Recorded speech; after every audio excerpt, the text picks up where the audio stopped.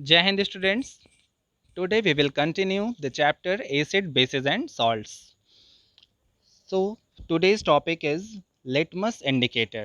पहले हमने इसके बारे में पढ़ा है इंडिकेटर क्या होते हैं जो एसिड और बेसिक मीडियम को पता लगाने के लिए यूज़ किया जाता है, इंडिकेट करने के लिए यूज़ किया जाता है और जो नेचर में प्रेजेंट होते हैं उन्हें हम नेचुरल इंडिकेटर्स भी कहते हैं। ओके तो लिटमस क्या है? लिटमस पेपर भी आता है और लिटमस सोल्यूशन भी होता है। ओके लिटमस में सबसे इंपॉर्टेंट चीज़ आपको याद रखनी है कि लिटमस रेड कलर का अगर होता है, पेपर हो या सोल्यूशन हो, तो रेड से ब्लू में कन्वर्ट जब होता है तो वो कब होता है? बेस के लिए। मैंने आपको बताया था कि बी से ब्लू और बी से बेस होता है, तो याद रखिएगा कि इसमें ब्लू कलर आना होता है। ठीक है, तो यहाँ पर आप देख सकते हैं ये लाइकेन प्लांट है। ठीक है, लाइकेन प्लांट से ही बनता है और दो तरह के यहाँ पर पेपर स्ट्रिप्स दिए हुए हैं। First one is red one, ठीक है, रेड लिटमस पेपर बोलते हैं इसे, और second one is blue litmus paper. ये जो लिटमस पेपर बनता है वो इसी प्लांट से बनता है, that is lichen, LICHENS, lichen plant से बनता है और red and blue litmus paper ऐसे दिखता है। ओके तो आइए हम इसके बारे में देखते हैं क्या है ये। Litmus solution is a purple dye. Okay purple में आपको पता है पिंक और ब्लू दोनों कलर होता है, यानी रेड और ब्लू दोनों कलर को मिक्स करने से पर्पल बनता है, which is extracted from lichen, a plant belonging to the division Thallophyta. ये क्लासिफिकेशन में बताया गया है कि जैसे एनिमल्स में आप जानते हैं कि डिफरेंट फाइलम होता है और उनका क्लासिफिकेशन अलग होता है, जैसे हम लोग भी ह्यूमन बीइंग किस में आते हैं? मैमल्स में। वैसे ही प्लांट्स में भी क्लासिफिकेशन है, उसमें बताया गया कि ये प्लांट्स किस कैटेगरी में आता है, तो ये थैलोफाइटा में आते हैं and is commonly known as used as an indicator. तो इनको इंडिकेटर की तरह यूज़ किया जाता है। प्लांट का नाम क्या है? लाइकेन, और ये किस डिवीजन से है? Thallophyta. Okay when the litmus solution is neither acidic nor basic its colour is purple. जब ये रेड या ब्लू सेपरेट नहीं किया जाता है तब तक इसका कलर कैसा होता है? Purple colour. There are many other natural material like red cabbage leaves. Red cabbage जानते हैं आप? जो कैबेज आप यूज़ करते हैं घर में नॉर्मली, वो लाइट ग्रीन कलर का होता है और उसी तरह का रेड कैबेज भी आता है। रेड का मतलब पर्पल, डार्क पर्पल होता है वो कलर। ओके जैसे शलजम होता है उस टाइप का। Like red cabbage leaves, turmeric, coloured petal of some flowers. तो ऐसी बहुत सारे नेचुरल इंडिकेटर्स प्रेजेंट हैं जो अपना कलर चेंज करते हैं, यानी वो कलर चेंज करके इंडिकेट करते हैं कि वो एसिडिक और बेसिक मीडियम में अलग अलग कलर शो करके इंडिकेट कर सकते हैं। तो क्या क्या चीज़ें हो गई ऐसी? एग्जाम्पल फर्स्ट हो गया lichen plant, second one is turmeric, red cabbage leaves and petal of some flowers. यानी फ्लावर के पेटल्स का क्या मतलब है? जो फूल में पंखुड़ियाँ होती हैं उसको हम पेटल्स बोलते हैं। ओके जैसे रोज़ में आप जानते हैं रेड कलर के पेटल्स होते हैं उसके, वैसे ही। ओके उसका नाम क्या क्या है? देखिए यहाँ पर नाम थोड़ा सा अलग से हैं, इसलिए आपको ये नाम भी याद रखने होंगे। Hydrangea, petunia, geranium, which indicates the presence of acid or base in a solution. These are called acid base indicator। देखिए ये एसिड और बेसिक मीडियम को शो करने के लिए यूज़ करते हैं, इंडिकेट करते हैं, इसलिए इनका नाम एसिड बेस इंडिकेटर हो गया। तो नाम कौन कौन से हैं? Again I am repeating, geranium, petunia, hydrangea. Okay ये नाम याद रखिएगा, फ्लावर्स के नाम है जिनके पेटल्स एसिड बेस इंडिकेटर की तरह यूज़ किए जाते हैं। Sometimes they are called simply indicators. सिर्फ इन्हें इंडिकेटर्स भी कह सकते हैं। इंडिकेटर का मतलब आपको समझ जाना है कि वो एसिड और बेस मीडियम का पता लगाने में यूज़ किए जाते हैं। यहाँ पर आपने देखा रेड और ब्लू लिटमस पेपर पाया जाता है और सोल्यूशन भी इसका पाया जाता है, बनाया जाता है। ओके अब देखिए ये रेड और ब्लू कलर के पेपर जब डिप किए जाते हैं एसिड और बेसिक सोल्यूशन में, तो अगर रेड कलर को एसिड में ही डिप करेंगे तो उसका कोई कलर चेंज नहीं होगा, रेड का रेड ही रहेगा। और ब्लू वाला अगर बेस में डिप करेंगे तो उसमें भी कोई कलर चेंज नहीं होगा, ब्लू वाला ब्लू ही रहेगा। लेकिन अगर ब्लू वाले को हम एसिड में डिप करें तो वो कैसा हो जाएगा? Red. Okay blue litmus paper को अगर हम एसिड में डिप करें तो वो रेड होगा, और रेड वाला अगर हम बेस में डिप करें तो उसका कलर चेंज हो जाएगा ब्लू। देखिए जैसा कि यहाँ पर दिखाया गया कि डिप करने के बाद ये रेड कलर का था और डिप करने के बाद ये पोर्शन इसका ब्लू हो गया, और ये लाइट ब्लू कलर का है, और जहाँ पर ड्रॉप है एसिड की वहाँ पर रेड शो कर रहा है ये। Okay light red. तो यहाँ पर आपको ये टेबल बना के लिखा हुआ है, ऐसे लिख लीजिए आप कॉपी में कि red litmus paper test with acid, अगर एसिड होगा तो no change. Test with alkali, alkali का मतलब बेस होता है, उसमें बेस में ब्लू कलर होगा।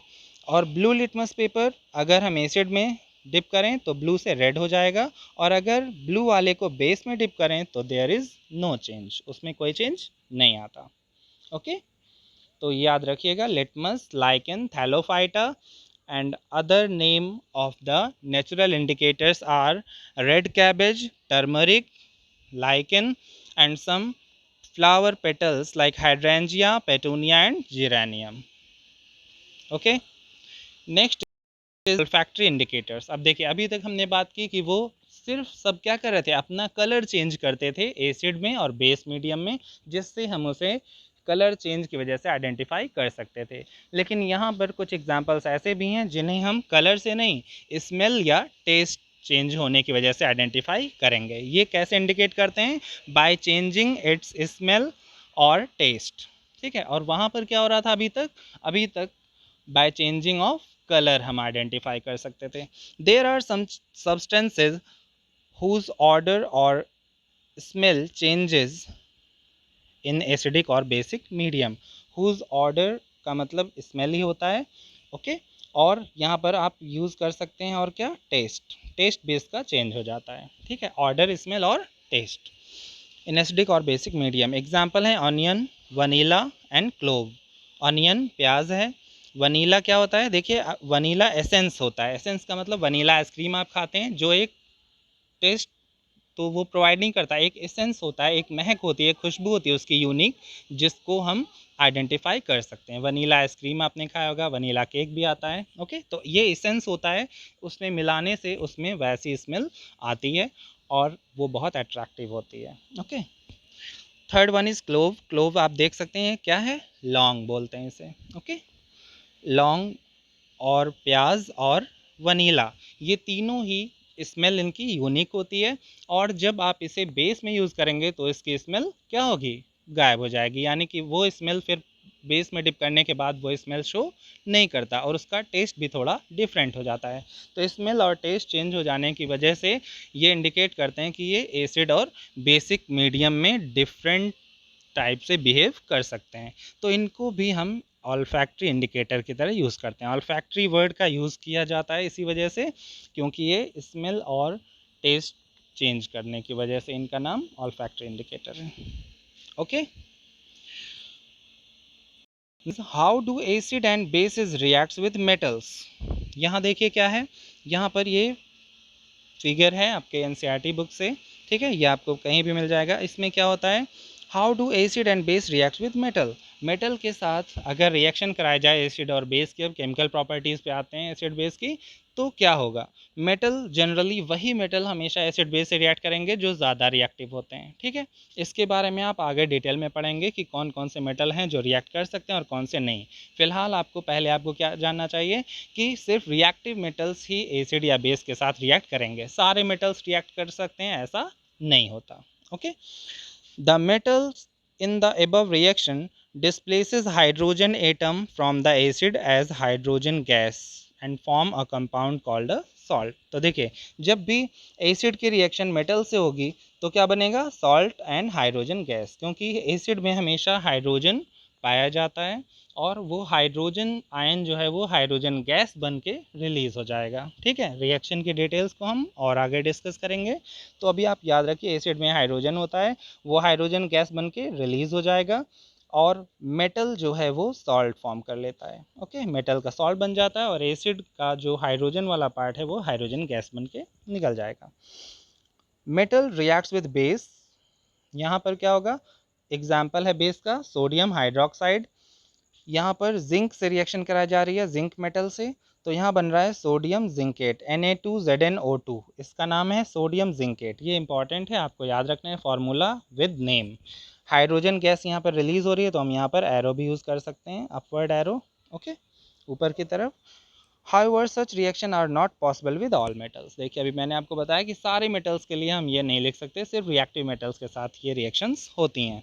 अब यहाँ मैं आपको बताऊँ कि acid react with metal give salt and hydrogen gas. यहाँ एग्जाम्पल नहीं लिखा है क्योंकि ये एग्जाम्पल आपको खुद लिखना है, तो मैं एक एग्जाम्पल आपको दे देता हूँ और बाकी आप खुद भी लिख सकते हैं। जैसे Mg plus HCl, Mg is metal, HCl is acid, gives MgCl2 plus H2 hydrogen gas release हो जाएगी। और यहाँ पर बैलेंसिंग ऑफ इक्वेशन ज़रूरी है, तो यहाँ पर H2 है, Cl2 है प्रोडक्ट साइड में, तो हमें यहाँ पर 2HCl करना होगा, 2HCl। ओके, यहाँ 2 लिख लीजिएगा आगे, 2HCl, और Mg1 है, Mg1 है, यहाँ बैलेंस हो गया रिएक्शन। तो इस तरह से आपको और भी एग्जांपल्स लिख सकते हैं आप। मैग्नीशियम के अलावा जिंक के साथ लिखिए, ओके, जिंक के साथ लिख सकते हैं, कैल्शियम के साथ लिख सकते हैं, सोडियम के साथ लिख सकते हैं। इस टाइप से रिएक्टिव मेटल्स के साथ आपको लिखना है, 2 रिएक्शंस लिख लीजिए। अब देखिए यहाँ फिगर में क्या दिया हुआ है, ये स्टैंड है, ये टेस्ट ट्यूब है, टेस्ट ट्यूब में क्या है, डायलूट सल्फ्यूरिक एसिड H2SO4। यहाँ पर जिंक ग्रैन्यूल्स यूज़ किए गए हैं और यहाँ पर सल्फ्यूरिक एसिड यूज़ किया गया है। यहाँ पर जिंक ग्रैन्यूल इस लिक्विड में सल्फ्यूरिक एसिड के साथ रिएक्ट करते हैं, यहाँ पर हाइड्रोजन गैस रिलीज होगी, ठीक है, और क्या बनेगा, ZnSO4। सॉल्ट का नाम क्या होगा, zinc sulphate, ZnSO4 hydrogen gas release होगी। ये भी रिएक्शन आप लिखिएगा कॉपी में। ये हाइड्रोजन गैस देखिए रिलीज होगी, तो यहाँ कॉर्क लगा है जिससे गैस बाहर ना निकल पाए, और उसमें एक पाइप भी है जिससे गैस पास होगी इस ट्यूब के through, that is delivery tube. यहाँ लिखा हुआ डिलीवरी ट्यूब, इस डिलीवरी ट्यूब से गैस इधर पास होगी और इसे एक सोप सोल्यूशन में डिप किया गया, ये है सोप सोल्यूशन। सोप सोल्यूशन में जब गैस रिलीज होगी तो वहाँ पे सोप सोल्यूशन की वजह से बबल्स बन के निकलेंगे गैसेज, ठीक है, ये बबल्स बन के निकल रहे हैं। और यहाँ पर अगर आप बर्निंग कैंडल उसके पास लाएंगे तो यहाँ पर क्या हो रहा है, एक्सप्लोजन हो रहा है, ठीक है, बहुत तेज़, बहुत ज़्यादा नहीं, लेकिन लोअर लेवल पे, यानी कि धीरे धीरे वहाँ पर एक्सप्लोजन होता है, उसे हम बोलते हैं pop sound. Okay, POP, pop sound.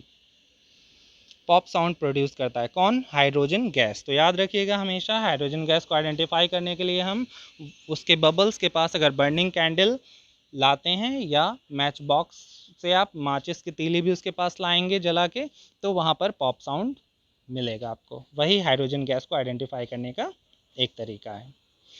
Okay okay students, so you have to write those reactions जो मैंने अभी आपको एग्जांपल बताया, और इतना आप लिखने के बाद याद रखिएगा, और डाउट क्लास में आप कोई भी कन्फ्यूज़न है तो पूछिएगा प्लीज़। Okay, thank you.